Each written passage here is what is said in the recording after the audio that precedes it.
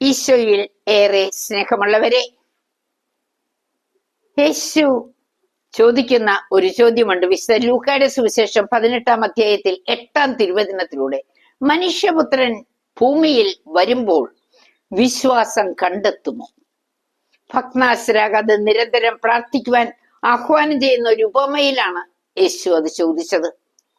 ഒരു ന്യായാധിപൻ മനുഷ്യരെയോ ദൈവത്തെ ഭയപ്പെടുന്നില്ല. ഒരു വിധവ എതിരാളിക്കെതിരെ നീതി നടത്തി കിട്ടാൻ പലവട്ടം വന്ന് കരഞ്ഞപേക്ഷിച്ചു. അവസാനം ശല്യം സഹിക്കവയ്യാതെ ആ ന്യായാധിപൻ നീതി നൽകുന്നു. വിശ്വാസത്തോടെയുള്ള പ്രാർത്ഥന രോഗിയെ സുഖപ്പെടുത്തുമെന്ന് യാക്കോബ് ശ്ലീഹ 5-ാം അധ്യായം 15-ാം തിരുവചനത്തിൽ പറയുന്നില്ലേ? കർത്താവ് അവനെ എഴുന്നേൽപ്പിക്കുമെന്നാ പറയുന്നത്.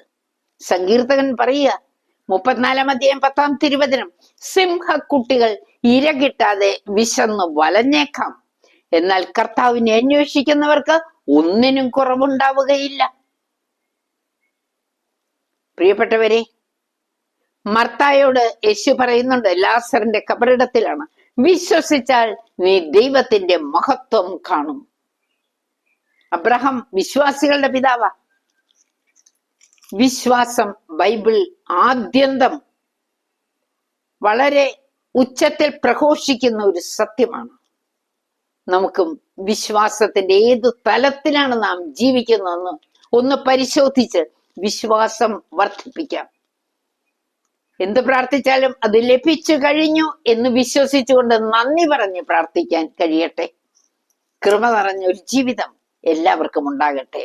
ആമേൻ.